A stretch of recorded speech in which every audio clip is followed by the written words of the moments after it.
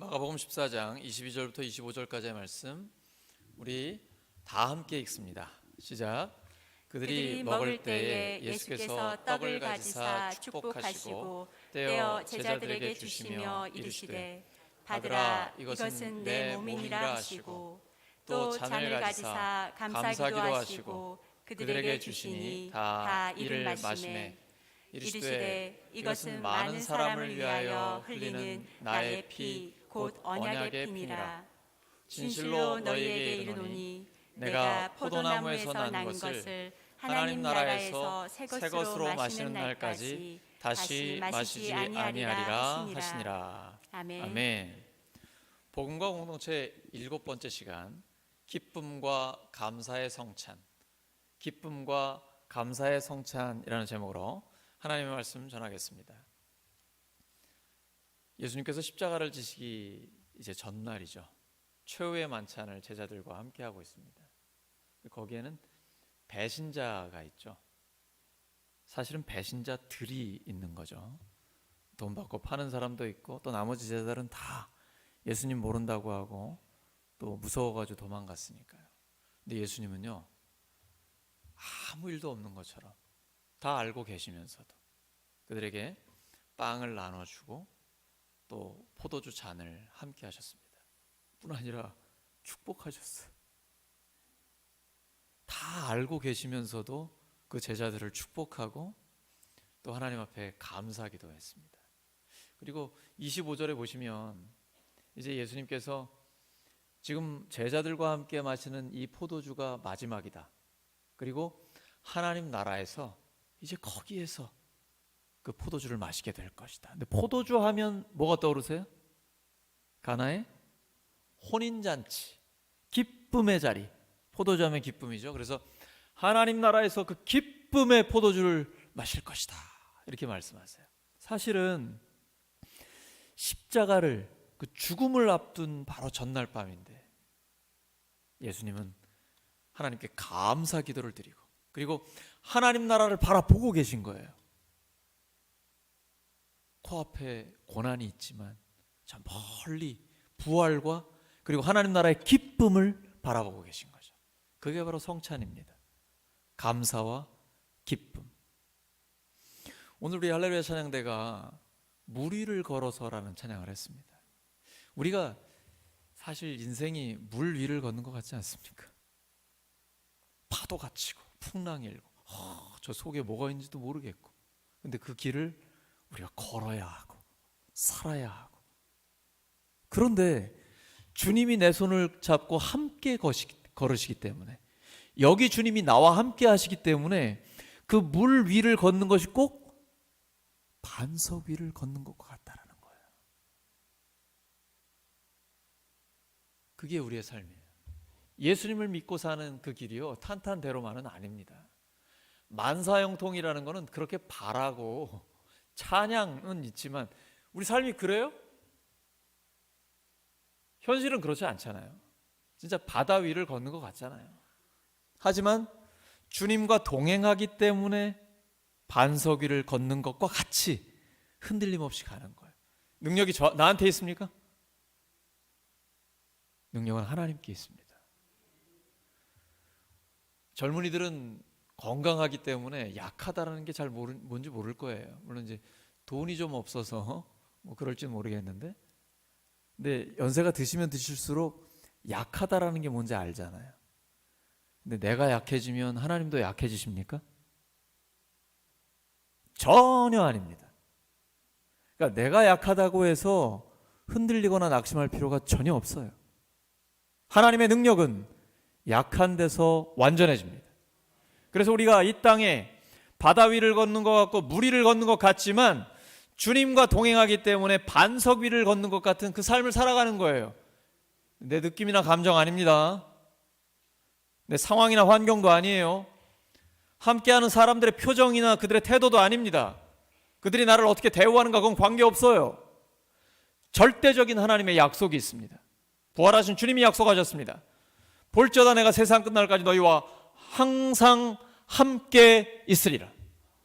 그 약속 붙들고 나아가는 것입니다. 네, 하나님 눈에 보이지 않으시죠? 그래서 예수님을 통해 하나님을 우리에게 보여주신 것입니다. 근데 예수님도 지금은 안 보이시죠? 그래서 우리에게 말씀을 주신 것입니다. 주님이 떠나기 전에 성령을 보내주실 텐데 그 성령은 영원히 너희와 함께 있을 것이다. 주님이 말씀하셨습니다. 주님은 신실하신 분이에요. 말씀하시면 그대로 이루어 주십니다. 그래서 그 주님과 동행하는 삶이 바로 우리의 삶입니다. 특별히 목자 목녀들이 주님과 동행하려고 애를 쓰는데요, 그걸 제가 목장 일기를 통해서 보게 됩니다. 목장 일기를 읽다 보면 저도 모르게 눈물이 나와요. 가정과 일터에서 치열하게 삶을 살면서 목원들을 위해 기도하고 그 섬기는 그 삶의 내용을 보면서 또 함께 아파하고 좀 더 섬기지 못하는 그 하나님 앞에 회개하는 절절한 심정을 보면서 제가 같이 눈물이 나와요. 그리고 목회자들이 더욱 분발해야겠다, 그런 이제 도전을 받게 됩니다. 그게 바로 예수님을 본받는 삶입니다. 예수님이 십자가를 앞두고 마지막까지 섬김을 받는 게 아니라 섬김의 그 모범을 보여줬던 예수님. 그리고 배신할 줄 뻔히 알면서도, 다 버리고 떠나갈 줄 알고 계시면서도 끝까지 그 더러운 발을 씻어주셨고 축복하고 감사하신 그 예수님의 모범, 그걸 우리가 닮아가길 원하는 것이죠. 그리고 우리 모든 성도들이 그 예수님을 닮기를 원하는 것입니다.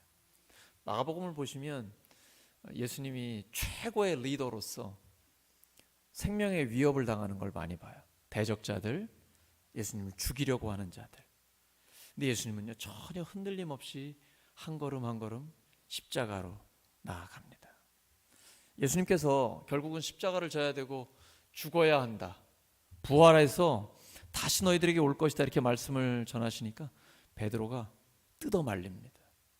예수님은 30대 초반이고 놀라운 지혜와 능력을 갖고 계신 분입니다. 예수님이 이스라엘 식민지 지배를 받고 있는 이스라엘의 독립을 가져올 것이고 왕권을 가져서 이 제자들도 한 자리 차지할 걸 기대하고 있었거든요. 근데 예수님이 죽으신다는 거예요. 절대 안 됩니다. 예수님 무슨 말씀입니까? 예수님의 그 능력과 지혜를 가지고 정권을 창출하셔야죠. 그리고 우리도 한 자리씩 해야죠. 그때 예수님이 수제자 베드로에게 말씀하십니다. 사탄아, 내 뒤로 물러가라. 너는 하나님의 일을 생각하지 않고 사람의 일을 생각하고 있다. 사람의 일은 정권을 잡고 부귀 영화를 누리고 사람들에게 인기를 얻고 돈 많이 벌고 이 땅에서 떵떵거리며 살아가는 것입니다. 그러나 하나님의 일은 하나님의 영광과 사람들을 살리기 위해 십자가를 지시는 것입니다. 예수님께서 그 십자가의 길을 걸을 때 십자가만 보는 사람들은요, 굉장히 힘들어져요. 고난과 죽음이 있기 때문에. 근데 예수님은 십자가 뒤에 부활을 보고 계신 것입니다. 여러분, 십자가만 보시면 안 되고 십자가 뒤에 부활을 보셔야 돼요.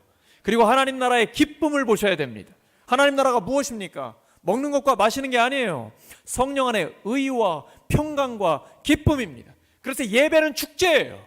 왜냐하면 이미 주님은 우리를 위해 죽으시고 부활하셨기 때문에, 부활하신 주님이 성령을 보내주셔서 우리와 지금 함께하고 계시기 때문입니다. 성만찬을 한다는 것은 주님의 몸과 피를 나누는 것, 이것만 하는 것이 아니라 창조의 주님을 기억하는 거예요. 그리고 하나님의 형상대로 우리를 만들어주셨는데 우리 사람이 하나님의 형상을 잃어버렸어요. 모든 사람이 죄인입니다. 이 죄를 우리는 해결할 수 없어요. 왜냐하면 모든 사람이 죄인이기 때문에. 상대적으로 좀 덜 죄를 짓는 사람이 있고 좀 더 죄를 짓는 사람이 있죠. 근데 다 죄인이에요. 그러니까 죄를 해결할 수 있는 사람은 아무도 없어요. 나 이 정도면 됐어. 이 정도면 예배도 잘 드리고 헌금도 잘 드리고 봉사도 열심히 하며 뭐 깨끗하게 사는데, 이런 사람은 자기 의의를 갖고 있는 거예요. 하나님 앞에 의롭다함을 받을 수 없습니다. 아무리 내가 상대적으로 의롭게 살고 상대적으로 선하게 산다 해도 하나님의 절대의, 절대선 앞에서는 의롭다 할 자가 아무도 없어요. 선하다 할 자가 아무도 없어요. 그래서 오직 예수님의 의만 의지하고 나아가는 거예요. 그래서 예수님이 오신 겁니다. 죄 없으신 하나님이 사람이 되어 오셔서 이걸 성육신이라고 합니다. 하나님이 사람이 되어 오신 거예요. 그리고 우리의 죄를 대신 지고 십자가에서 죽어주셨어요. 죄값을 치러주신 거예요. 그리고 부활하셨기 때문에 사망 권세를 완전히 깨뜨려 주신 겁니다. 그러니까 그래서 죄와 사망의 권세에서 우리를 해방시켜 주셨어요. 이제는 생명의 성령의 법이 우리를 다스립니다. 그 예수님을 믿으면 하나님의 자녀가 됩니다. 아무 다른 조건이 없어요. 돈이 많고 적음, 외모가 잘나고 못남, 세상에서 어떤 지위 고하 관계없습니다. 하나님 앞에 나올 때는 예수님을 믿는다는 이 한 가지밖에 없어요. 그래서 예수님을 믿는 사람은 하나님의 자녀 삼아 주셨습니다. 하나님의 형상을 회복시켜 주셨어요. 그리고 하나님의 선하심을 맛보면서 살아가게 하십니다. 하나님의 나라가 우리께 됐어요. 영생을 지금부터 영원까지 누리게 된 것입니다. 예수님 다시 오시면 하나님 나라가 완성됩니다. 그걸 바라보는 거예요. 예배란 그 창조의 주님, 그리고 성육신하신 예수님, 하나님 나라의 완성, 재창조까지 기대하며 나아가는 것입니다. 성만찬이라는 것은 창조와 성육신, 우리를 위해 죽으시고 부활하신 주님, 그리고 주님의 그 복음을 통해 재창조를 이루어 주신 하나님 나라까지 바라보는 것입니다. 예배란 무엇입니까? 오직 하나님께만 초점을 맞추는 것입니다. 예배는 보는 게 아니에요. 어떤 쇼를 즐기는 게 아니에요. 사람들을 끌어모으기 위해서 인위적인 뭔가를 조작하는 게 아니에요. 예배란 오직 하나님께 드리는 것입니다. 왜 하나님께 예배 드려야 합니까? 왜요? 하나님은 예배를 받으시기에 합당하신 분이기 때문입니다. 다른 이유는 하나도 없습니다. 창조와 역사의 주님이 되신 하나님이 우리를 사랑하셔서 사람들이 오셔서 다 피를 흘려 몸을 찢겨 우리에게 생명을 내어 주셨습니다. 그 사랑의 하나님, 창조와 역사의 주님 앞에 우리가 기쁨으로 예배 드리는 거예요. 찬양을 받으시기에 합당하시기 때문에 하나님께 예배 드리고 찬양을 드리는 것입니다. 다른 이유는 아무것도 없습니다. 그런데요, 우리가 이 마음을 다해 순수한 마음으로 하나님께 예배 드리면 하나님은 영광을 받으시고, 그리고 예배를 드리는 우리를 하나님께서 변화시켜 주십니다. 선물로 주시는 거예요. 그래서 은혜 아니면 하나님 앞에 나아갈 수 없고 하나님 앞에 설 수 없는 거예요. 우리는 근데 뭔가를 얻으려고 하는 건 예배자의 자세가 아니에요. 오직 하나님께만 예배를 드리는 거예요. 내 모습 그대로. 예배 잘 드리는 척 하지 마세요. 아무 소용없어요. 그러니까 거룩한 척 하지 마세요. 그거는 하나님 앞에 의미 없어요. 우리는 그냥 있는 모습 그대로 어린아이처럼 나아가는 거예요. 하나님 그걸 제일 기뻐하세요. 그래서 그 예배를 받으시고요, 그리고 우리를 변화시켜 주십니다. 왜냐하면 예배를 받으시는 하나님이 우리 가운데 함께 하시기 때문에, 지금 여기에. 그리고 그 하나님을 만나게 되면요, 내가 변화됩니다. 이걸 성화라고 해요. 점점 더 예수님을 닮아가는 거예요. 예배는 하나님께 영광을 돌려 하나님을 영화롭게 하는 것이고, 그리고 그 예배를 받으시는 하나님이 우리를 성화시켜 주는 거예요. 점점 더 예수님을 닮아가게 하는 거예요. 얼마나 좋아요, 여러분. 예배자에게 주신 하나님의 복이에요. 예수님 믿는다는 건 가장 좋은 게 내가 변하는 거예요. 내가 변하는데 더 기쁜 건 성도들도 함께 변하는 거예요. 그걸 우리가 같이 보는 거예요. 그러니까 신앙생활하는 건 일단 내가 변하고 또 다른 사람들이 막 변해가는 거예요. 그러니까 거울 보는 게 점점 기뻐져요. 겉사람은 늙어집니다. 내 속사람이 새로워져요. 그래서 얼굴에 빛이 나요. 눈에 빛이 나요. 하나님을 경험하는 사람, 하나님과 동행하는 사람은요, 나이와 관계없어요. 그 영혼의 빛이 눈에서 나와요. 그래서 하나님을 닮아가고 있구나, 하나님께 응답받고 있구나, 하나님을 경험하고 있구나, 눈빛만 보면 알 수가 있는 거예요. 자, 옆 사람의 눈을 보시기 바랍니다. 그리고 축복해 주세요.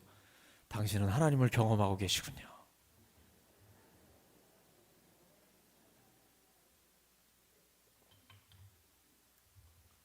저는 우리 교회가 너무 좋아요. 우리 성도들이 너무너무 고맙고 감사해요. 하나님 앞에 나와 기쁨으로 예배드리는 이 자리, 두셋이 내 이름으로 모인 것은 나도 너희와 함께 한다고 말씀하셨습니다. 가정에, 목장에, 그리고 이 예배의 자리에 우리 하나님이 함께 하시는 거예요. 그 영광 받으시는 하나님이 우리를 그냥 두지 않으십니다. 충만한 하나님의 복으로 함께하여 주세요. 영혼이 잘됨 같이 범사가 잘되고 강건한 복을 우리에게 주시는 것입니다. 교회의 존재 목적이 무엇입니까? 영혼을 구원해 제자 삼는 거예요. 그 다음에 예배자로 세우는 것입니다. 하나님이 찾으신 예배자예요. 요한복음 4장 23절입니다. 시작. 아버지께 참되게 예배하는 자들은 영과 진리로 예배할 때가 오나니 곧 이때라. 아버지께서는 자기에게 이렇게 예배하는 자들을 찾으시느니라. 하나님이 누구 찾으신다고요? 예배자를 찾고 계신 거예요. 코로나가 너무 가슴 아픈 거예요. 온라인 예배와 오프라인 예배는 전혀 다른 거예요. 저도 제가 코로나 때문에 집에서 온라인 예배를 드려봤지만 정말 힘들어요. 갈급해요. 근데 이렇게 성도들이 예수님의 이름으로 모여서 비록 마스크를 쓰고 있기는 하지만 그래도 우리가 눈빛을 보고 함께 표정을 보며 모인 이 자리에 예배를 드리는 것은요 정말 달라요. 성령님의 역사를 우리는 함께 경험할 수 있는 것입니다. 하나님의 음성이 들리는 거예요. 하나님은 이런 예배자를 찾으셔요. 하나님은 영이시기 때문에 영과 진리로 예배드리는 사람을 찾아요. 하나님이 찾으시는 예배자가 내가 되면, 우리가 되면 하나님은 그 사람에게요 하나님의 능력을 나타내 주십니다. 역대하 16장 9절이죠. 여호와의 눈은 온 땅을 두루 감찰하사 전심으로 마음을 다해 하나님을 찾는 자를 지금 하나님 찾고 계신 거예요. 하나님 왜 찾고 계실까요? 능력을 베푸시기 원하는 거예요. 마음을 다해 하나님께 집중하는 그 사람에게 하나님의 능력을 베풀기를 원하시는 거예요. 여러분 한 사람 한 사람에게 하나님께서는 능력 베풀기를 원하십니다. 마음을 다해 하나님께 집중하십시오. 다른 어떤 것도 다 제쳐놓고 오직 하나님께 집중하세요. 그러면 하나님의 음성이 들립니다. 그리고 그 말씀대로 순종하면 하나님께서 역사해 주십니다. 영혼을 구원해 제자 삼고 예배자로 찾는 것, 이것이 교회의 존재 목적입니다. 아직 예배를 안 드리기 때문에, 예배가 뭔지 모르기 때문에 그들에게 예수님의 죽으심과 부활의 복음을 전하는 거예요. 그리고 나를 위해 주님이 죽으시고 부활하셨구나, 이게 믿어지면 그 순간 하나님의 자녀가 되면서 드디어 하나님 앞에 예배자로 서게 되는 것입니다. 그 예배자에게 하나님께서는 놀라운 영적인 복, 그리고 하늘의 기름진 복과 하늘의 신령한 복과 땅의 기름진 복으로 충만하게 채워주시는 것입니다. 이렇게 교회가 함께 예배드리면요 하나가 되는 것입니다. 예수님의 죽으심과 부활의 그 복음을 믿고 하나님을 찬양하고 함께 예배드리면 함께 하나가 되는 것입니다. 그 다음 갈라디아서 3장 28절입니다. 시작. 너희는 유대인이나 헬라인이나 종이나 자유인이나 남자나 여자나 다 그리스도 예수 안에서 하나이니라. 여러분 이 사람들이 하나가 될 수 있다고 생각하십니까? 헬라인은 이방인입니다. 유대인은 이방인을 개처럼 여겼어요. 상종 안에서 같이 밥 안 먹습니다. 베드로가 엄청 혼났잖아요. 유대인들한테 어떻게 이방인들과 같이 밥을 먹을 수 있냐고. 그러면 바울한테 또 혼났어요. 어떻게 예수님 믿는 사람이 이방인을 차별할 수 있냐고. 왜 겉과 속이 다르며 이렇게 외식하는 자가 됐냐고. 근데 유대인과 헬라인이 하나가 된다는 겁니다. 종, 노예입니다. 자유인, 주인 하나가 될 수 있습니까? 노예는요 주인에게 생사여탈권이 있습니다. 그냥 재산이랑 똑같아요. 그런데 어떻게 주인과 노예가 하나가 될 수 있습니까? 남자와 여자요? 죄송한 말씀입니다만 고대 사회의 여자는 이류 인간이었습니다. 철저히 차별받았어요. 지금도 복음이 들어가지 않은 곳, 기독교의 복음이 들어가지 않은 곳은 특히 이슬람권이나 그리고 아직 기독교의 그 복음을 알지 못하는 곳에서는 여전히 여자들이 심각한 차별을 받고 있습니다. 그런데 복음이 들어가면 사회가 변화됩니다. 남녀가 동등하게 하나님 앞에서 하나가 될 수 있는 거예요. 이게 2000년 전에 성경을 통해 교회에서 이게 선포될 때는요 놀라운 파격 중에 파격이에요. 어떻게 유대인이 이방인들과 하나가 될 수 있습니까? 어떻게 주인이 노예와 함께 성찬을 나누고 예배드릴 수 있습니까?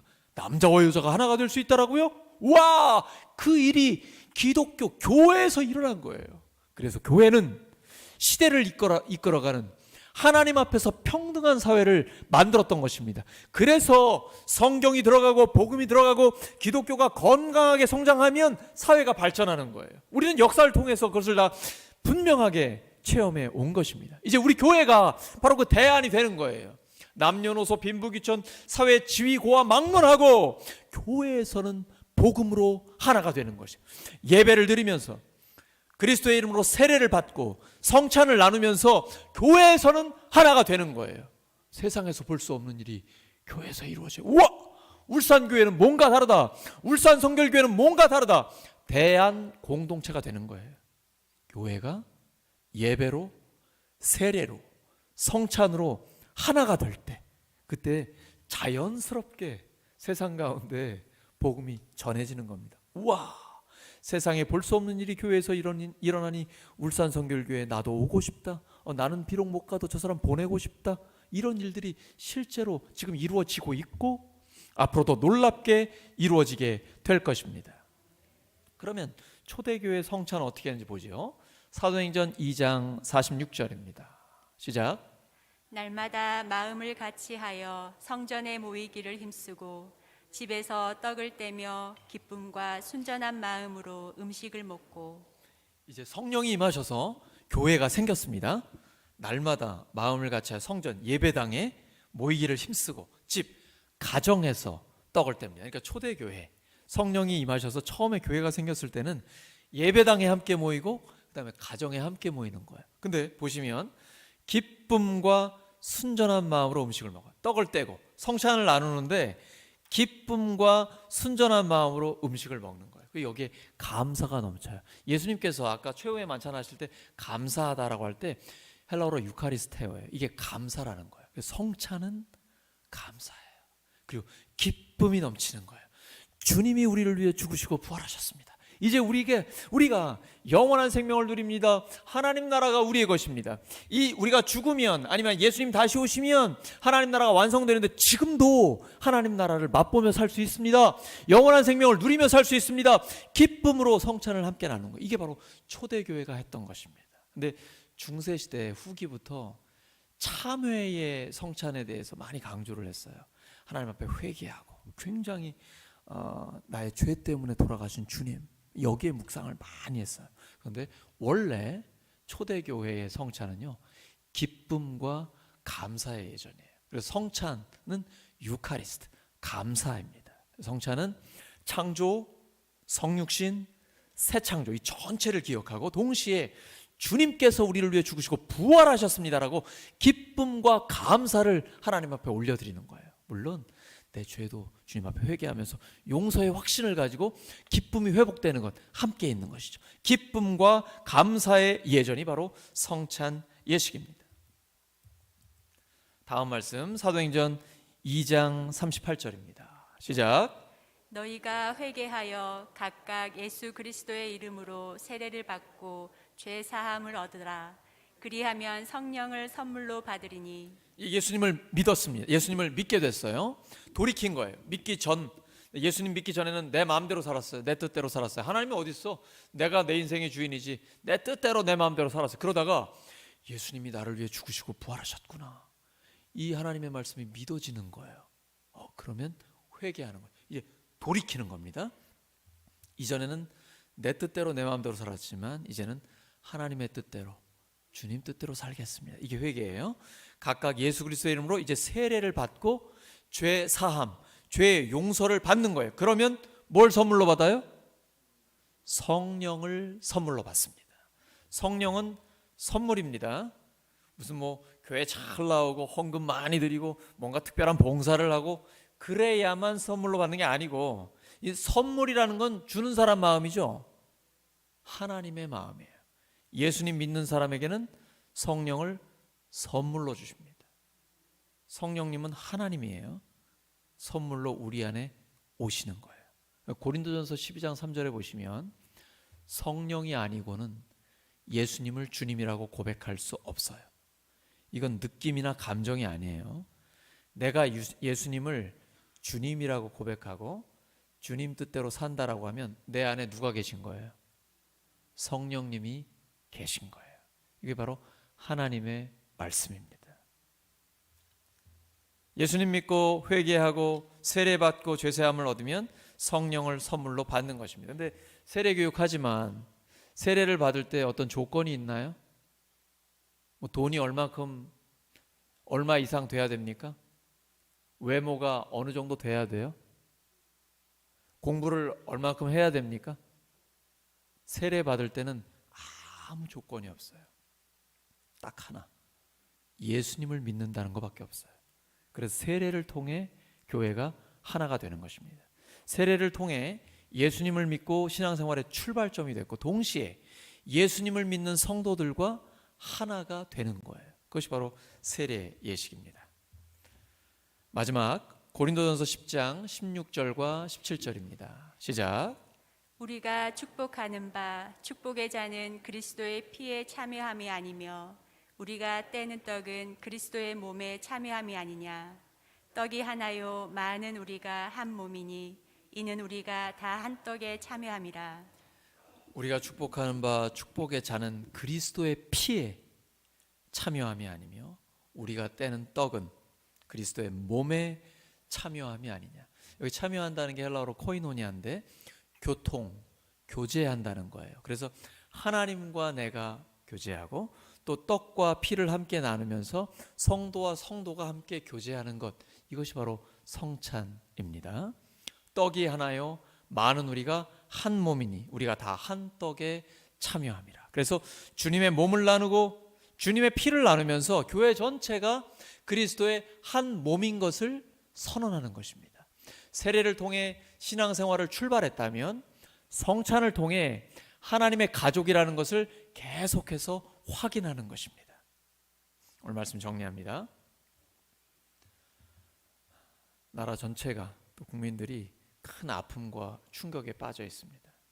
이럴 때일수록 교회가 국민 전체를 위해 기도하고 가까이 있는 이웃들도 사실은 관련되어 있는 분들도 많이 있습니다. 그래서 그들을 위로하고 기도할 때이며 또 하나 교회가 거기에 대한 대안을 제시할 때입니다. 심각한 갈등과 어려움이 있는 이때에 어떻게 하면 다시 하나됨을 이룰 수 있을까? 교회는 예배와 세례와 성찬을 통해 하나가 되는 것입니다. 우리가 함께 예배드리면서 또 세례받은 하나님의 사람으로서 함께 주님의 몸과 피를 나눌 때 우리가 하나가 되는 것입니다. 울산교회가 예배와 세례와 성찬을 통해 하나됨을 이루어 시대의 대안이 되는 아름다운 사랑의 공동체가 되기를 예수 그리스도의 이름으로 축원합니다. 함께 기도합니다. 아버지 하나님, 오늘 주신 말씀대로 함께 예배드리고 또 세례를 받고 성찬을 통해 교회가 하나가 되게 해 주시옵소서. 그래서 주님께서 소원하시는 그 교회, 시대의 대안이 되는 사랑의 공동체가 울산 성결교회가 되게 해 주시옵소서. 예수님의 이름으로 기도드립니다. 이 시간에 우리 성찬 예식할 텐데요, 함께 눈을 감고 묵상하면서 하나님 앞에 감사와 회개의 기도를 드리겠습니다. 주님께서 우리를 위해 죽으시고 부활하셨습니다. 하나님 앞에 감사드리며 또 하나님 앞에 나 자신을 돌아보면서 회개하는 시간을 갖겠습니다. 성찬 예식은 예수님을 믿는 사람이면 누구나 참여할 수 있습니다. 주님의 몸과 주님의 피를 나누는 것입니다. 이 시간 함께 묵상으로 기도하겠습니다.